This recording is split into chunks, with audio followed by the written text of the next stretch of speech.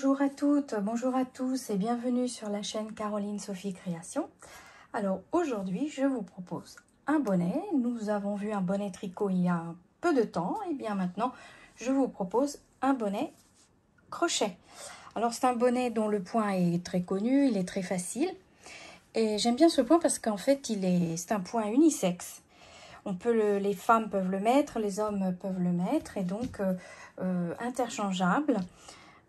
C'est un bonnet très facile, les débutantes peuvent le faire et il est absolument rapide à faire. Voilà. Alors, en ce qui concerne le matériel, vous utilisez la laine de votre choix. Moi, j'avais cette grosse pelote grise. Vous utilisez la laine que vous avez certainement en stock, adaptée à un crochet. Donc, je l'ai crocheté en 4. Donc, des crochets de 4, 4,5. Après, plus gros, je ne sais pas, mais éventuellement, une laine un peu plus grosse qui se crochette en 5, c'est tout à fait, le résultat est tout à fait convenable. Alors, vous utilisez la laine de votre choix. Moi, j'ai utilisé un acrylique. Donc, je puis vous suggérer après, dans la barre d'infos, des pelotes. C'est très économique parce que vraiment il m'en a fallu vraiment très peu. Donc le crochet, la paire de ciseaux, une aiguille à laine bien évidemment. Là j'ai mis des étiquettes, une étiquette parce que c'est ce qu'on fait un petit peu en ce moment, c'est la mode. J'aime bien ces étiquettes en faux cuir comme ça, fait à la main, et un pompon en fausse fourrure bien évidemment, pas d'animal.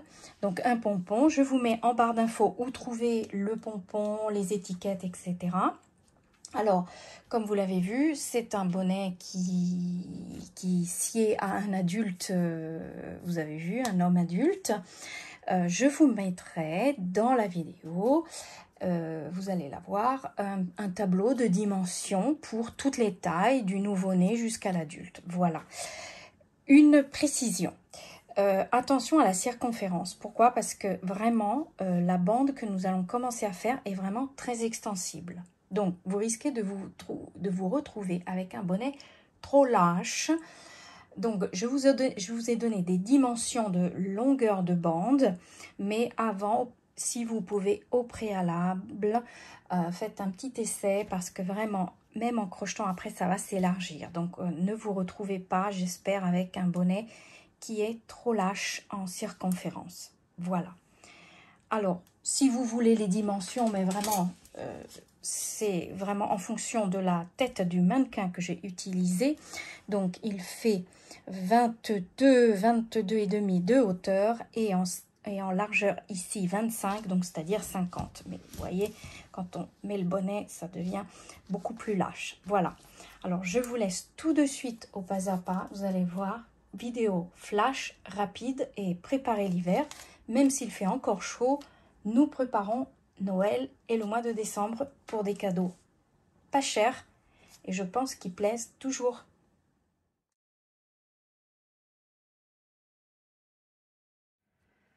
Alors, nous allons commencer ce bonnet donc avec le bord extensible qui sera fait en maille serrée. Et nous faisons donc un bord qui progressera à la longueur. Et une fois que nous aurons atteint la circonférence désirée, nous ferons un point pour joindre les deux bouts. Alors, le bord extensible, basique en maille serrée est celui-ci. Alors, vous montez des mailles chaînettes, peu importe, nombre pair, nombre impair. C'est en fonction de votre fil et de la hauteur du bord que vous souhaitez. Donc, vous faites à peu près des mailles chaînettes, vous regardez 5 cm à peu près, vous voulez plus, vous faites plus. Donc là, je fais 1, 2, 3, 4, 5, 6, 7, 8, 9, on va dire, je vais faire 10 mailles, voilà. Et ce chiffre, je vais le garder en tête pour ne pas me tromper après. Donc, vous faites vos mailles chaînettes et ensuite, vous allez commencer comme ceci. Donc, vous faites une maille pour monter, elle ne sera pas comptée. Et ici, donc, voyez, vous avez fait votre maille. Donc, dans la deuxième maille, vous allez piquer en haut. Vous voyez, il y a en bas et en haut. Donc, vous piquez en haut et vous faites une maille serrée. et vous piquez en haut et vous faites donc des mailles serrées tout le long de votre chaînette. Et là, vous comptez 1, 2,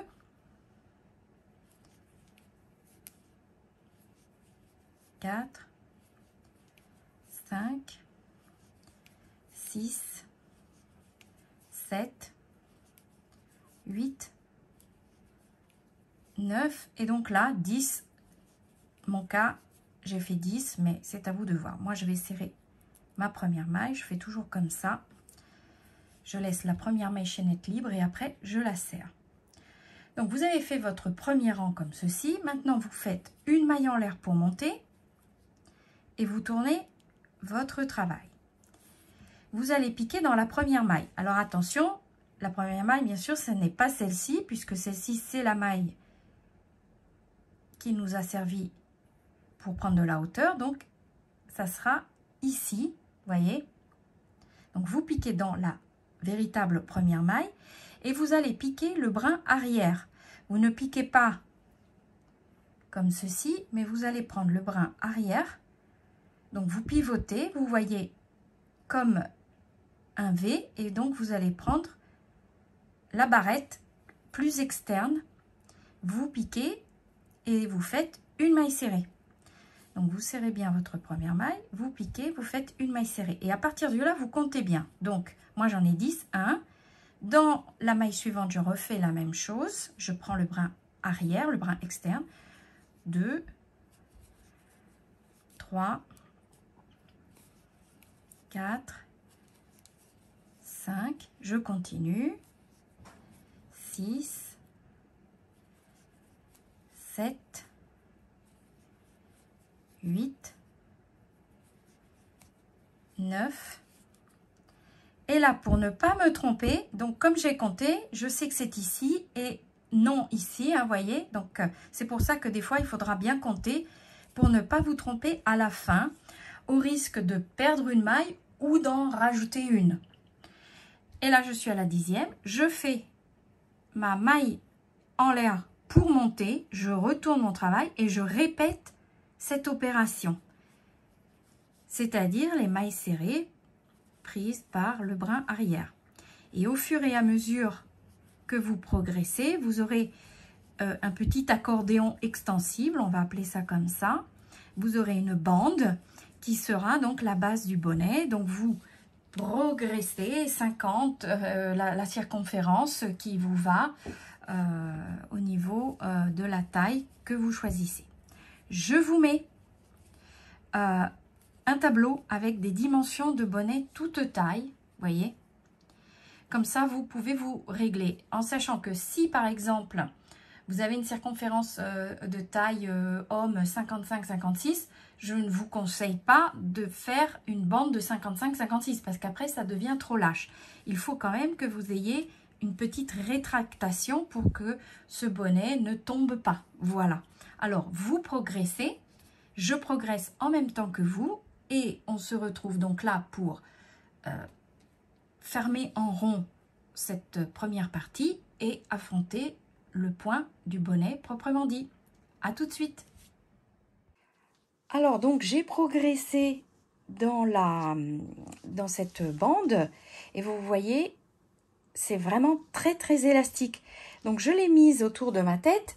Alors moi j'ai un tour de tête à peu près de 54, on va dire ça comme ça. Eh bien écoutez, regardez, nous sommes ici à 48. Donc faites toujours attention de ne pas trop progresser parce que comme je vous le disais, le bonnet est très lâche. Voilà, donc ça peut être un bonnet par exemple pour femme. Alors évidemment, tout dépend de votre fil, tout dépend de votre façon de crocheter, le crochet que vous avez utilisé. Mais je voulais juste vous dire, à chaque fois, on fait trop large. Et ça m'arrive souvent, je prévois des choses et je les mets et à chaque fois, c'est trop large. Pourquoi? Parce que il faut toujours compter que en crochet comme en tricot, ça va obligatoirement s'élargir à un moment ou à un autre. Et même quand on porte le vêtement, ça s'élargit aussi. Donc, je voulais seulement vous montrer un petit peu, vous le dire. Alors, une fois que vous êtes ici, vous avez terminé ici, donc vous pliez la bande. Et là, vous allez faire des mailles coulées et vous allez prendre, donc on va pivoter, nous allons prendre, voilà, donc vous allez faire une maille coulée, vous allez donc dans la première maille, comme ceci,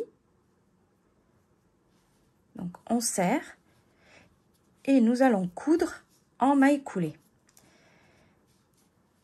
Donc vous allez prendre le brin qui se trouve vers vous, voyez, vous pivotez comme ceci. Vous avez le brin ici.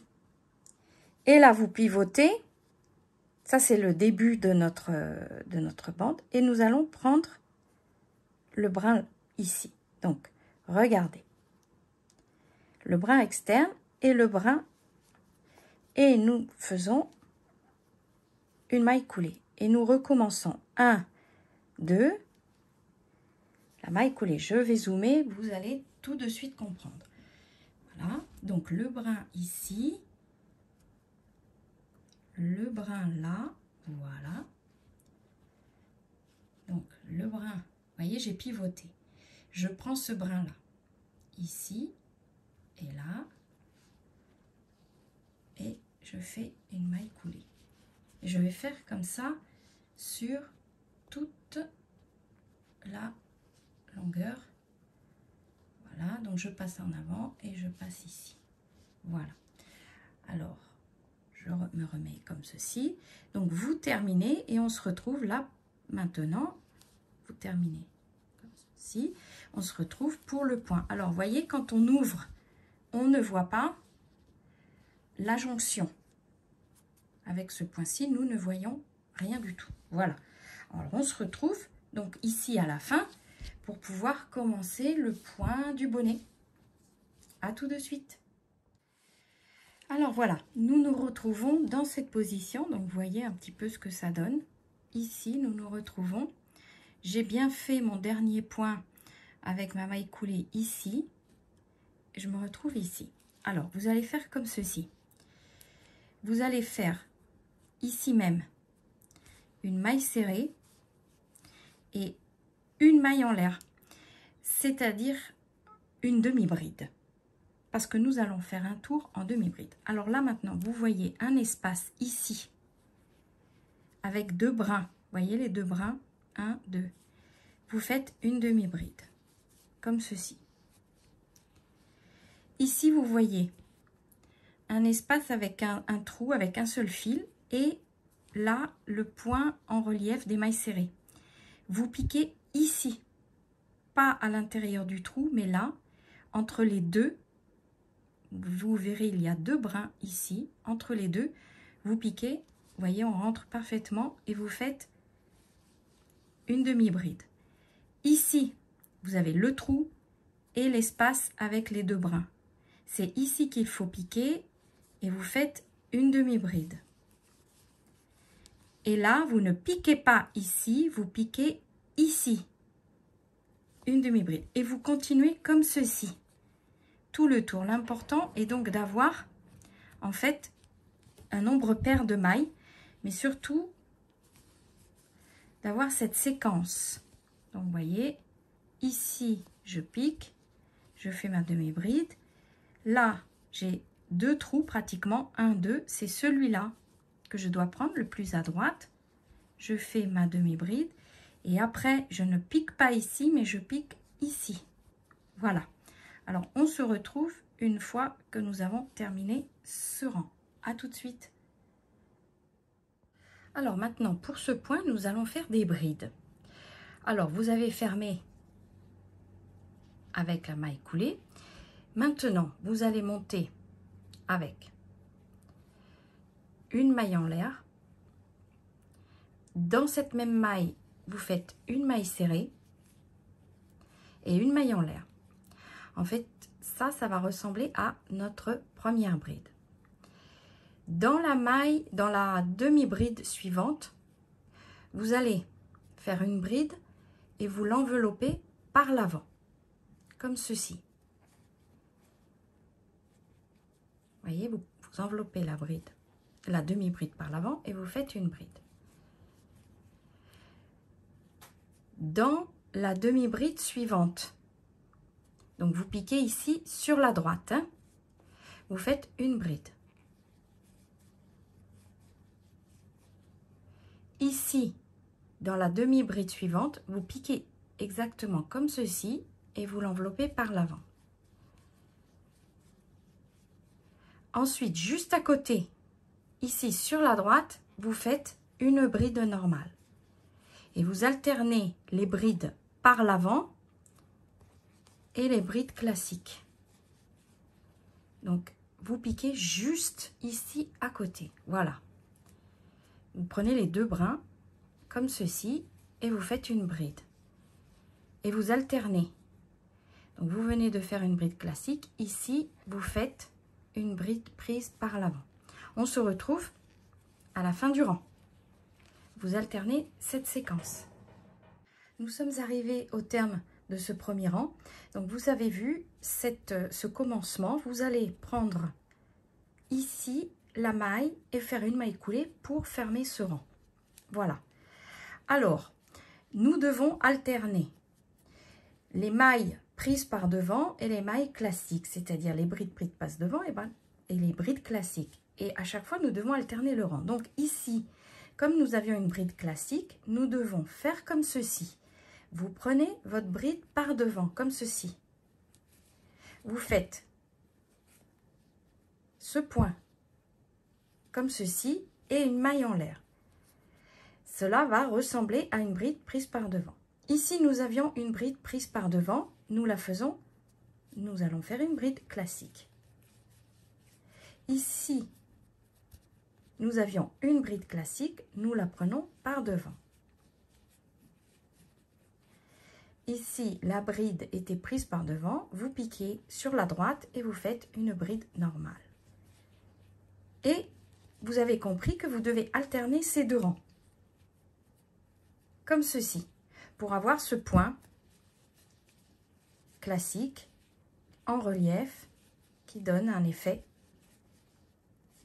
Et donc, vous alternez bride classique, bride prise par devant. Et donc, vous alternez pour avoir donc ce point un petit peu décalé. Donc, ici, nous avions une bride classique et vous la prenez donc par devant. Voilà. Alors, vous allez voir au bout de 2-3 rangs, cela va se former un peu plus, de façon un peu plus visible. Voilà. Là, une bride qui avait été prise par devant et nous piquons sur la droite et vous faites une bride classique. Ici, vous allez fermer. Vous allez commencer par une bride normale et une bride prise par devant, etc., etc. Alors, vous progressez. On se retrouve un petit peu plus tard, mais vous avez compris un peu le système de ce point qui est très connu et qui est très classique. Voilà, donc j'ai progressé et pour moi, on va dire que ces dimensions sont parfaites. Hein. J'ai à peu près 22 cm de hauteur. Donc, je m'arrête ici. Mais avant de m'arrêter, vous voyez, c'est ici que je suis avec mon point. Avant de m'arrêter, je vais faire 2 rangs un petit peu pour resserrer et pour faciliter, on va dire, la fermeture du haut du bonnet. Pour éviter trop de surplus. Alors, nous allons pratiquement sauter une bride et nous allons sauter la bride simple. Donc là, théoriquement, donc là j'ai terminé avec le rang. Là, théoriquement, je devrais faire une bride simple et une bride prise par devant. Ben, je vais faire ça. Sur la bride en relief, je refais une bride en relief. Donc, je commence toujours comme j'ai commencé pour les brides en relief. Je fais comme ceci et comme ceci et une maille en l'air. Ici, je saute ma bride simple et je vais directement faire la bride en relief par devant juste après. Je saute la bride simple et je fais ma bride en relief par devant. Je ne fais pas de maille de séparation, je fais uniquement des brides en relief en sautant une bride simple. Vous voyez là, bride simple, je saute et je fais la bride en relief. Et je vais faire 2 tours comme ça pour vraiment 2 ou 3 tours. Donc là, je vais voir si je fais que 2 tours. Voyez? Donc là, ça va vraiment très très vite puisque je saute directement. Donc je réduis de moitié la circonférence du sommet du bonnet. Alors on se retrouve vers la fin du rang et on va voir aussi le prochain rang. Donc vous voyez, ça commence à faire comme ceci pour resserrer un petit peu le haut. Voilà, donc je suis au terme de ce rang. Donc vous voyez ici, hein, n'oubliez pas, vous êtes à la première bride que vous avez faite et vous recommencez. Vous prenez, donc je vais le fermer, je la ferme ici parce que c'est ici qu'il faut la fermer. Voilà. Vous prenez la bride, vous la passez par devant. Voilà. Et là, vous recommencez, vous sautez une bride et vous prenez la bride par devant. Donc, vous allez encore réduire au deuxième rang. Vous réduisez encore la circonférence. Donc, voilà ce que ça donne. Vous voyez, on réduit la circonférence. Ça sera beaucoup plus simple. Ensuite, pour fermer la couronne du haut du bonnet. Voilà, vous voyez. Alors, attendez, je vais sauter. Là, je n'ai pas sauté. Je saute. Oui, je repars. Je parle. Il faut sauter la bride. Voilà. Je saute la bride comme ceci pour réduire encore. Et là, avec le pompon, de toute façon, tout va se resserrer. Et on ne verra pas un petit peu les petits espaces qui se sont créés ici. Voyez, voilà.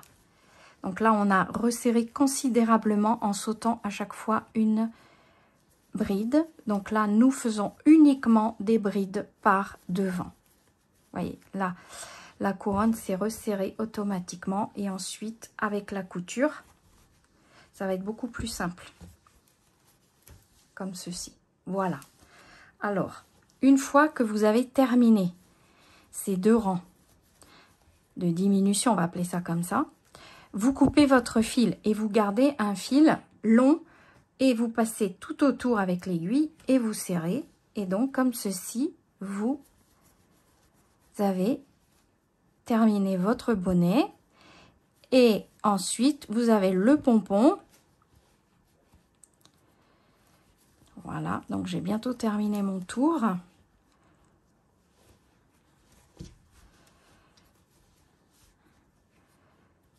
Voilà, je saute ici.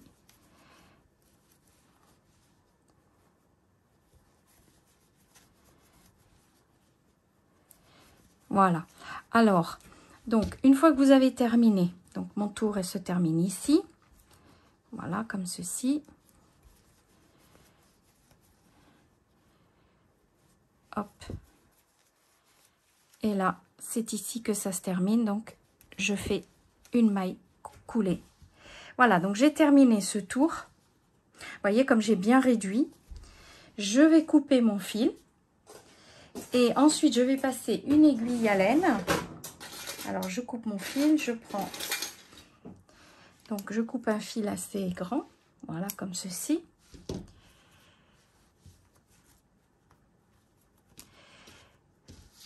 Et je vais faire mon point de couture, mes points de couture. Donc, vous voyez, comme ceci, je ferme.